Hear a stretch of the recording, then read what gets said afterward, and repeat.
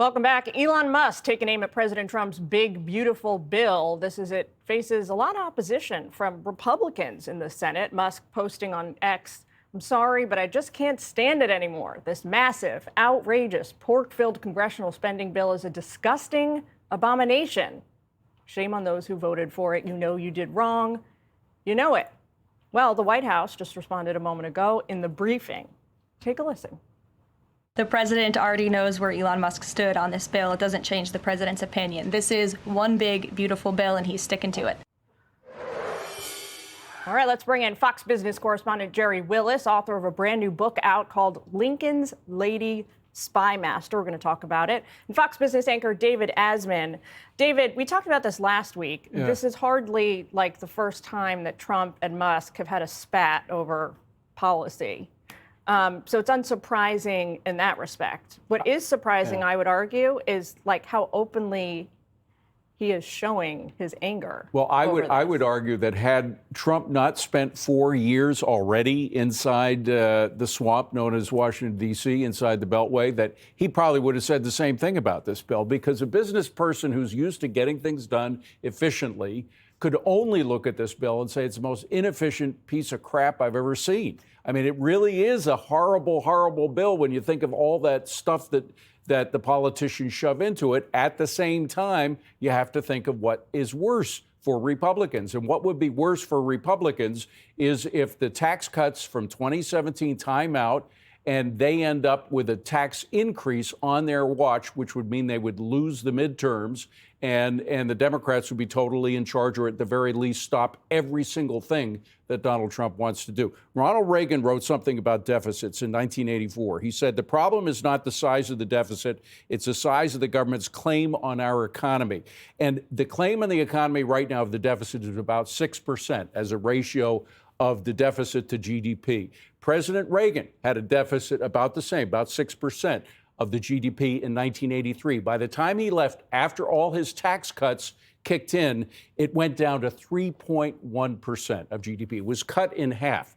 Once you get those tax cuts coming in, the economy starts roaring, and the government becomes less of a factor in our overall economy than the private sector. That's the key. Gerri, as you know well, one very important external factor in all this is China. We're anticipating a call between President Trump and President Xi this week. Take a listen to Caroline Leavitt in the White House briefing and get your reaction.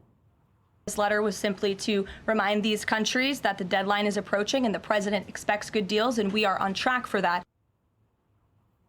What do you hope to see as the next step on the part of President Trump? Well, what I hope to see as a next step is a coming together of China and the U.S. And I think a lot of people out there are listening to this and they're concerned, they're worried. We were told these negotiations were not going that well. But let me remind people, China's economy is not doing well. We're responsible for 3% of their GDP. Their property industry is in shambles. They're not growing. In fact, prices are going down, which is a sign of a recession or worse. Xi's position is actually declining in China itself. So they are making a good face, but they've got a lot to work on. David, how can you have an economy that relies on forced labor and slave labor in many instances and still not be doing that well? Well, the bottom line is that Xi himself, a lot of people that know more about what's happening in China than I do, is on tenterhooks right now. It's a very, very delicate situation, as Gerri was saying. And there were riots in the street when the initial tariffs were put in place.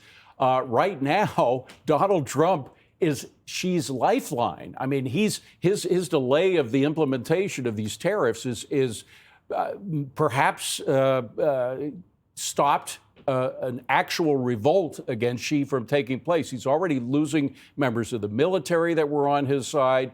So he's in desperate straits. They need us a lot more than we need them when you look at the figures. So I think eventually there's going to be something. The problem is that we know that anything they put on paper is going to be a lie, or if it's not a lie, at the very least, they won't honor it. They never have, and they never will. I could talk to both of you about this literally for the rest of the show, but I want to make sure we get in time to talk about Gerri's new book.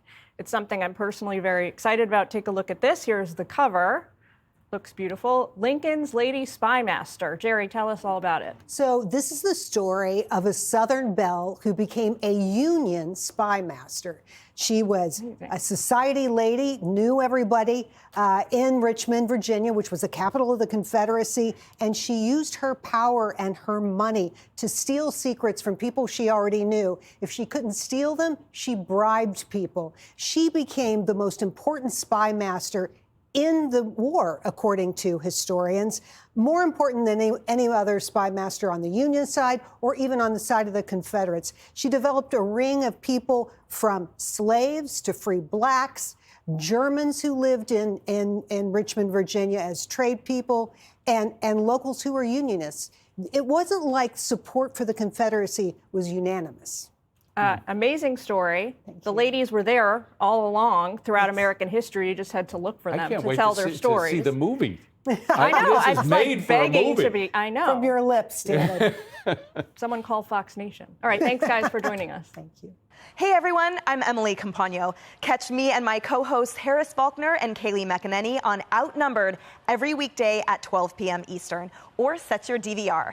Also, don't forget to subscribe to the Fox News YouTube page for daily highlights.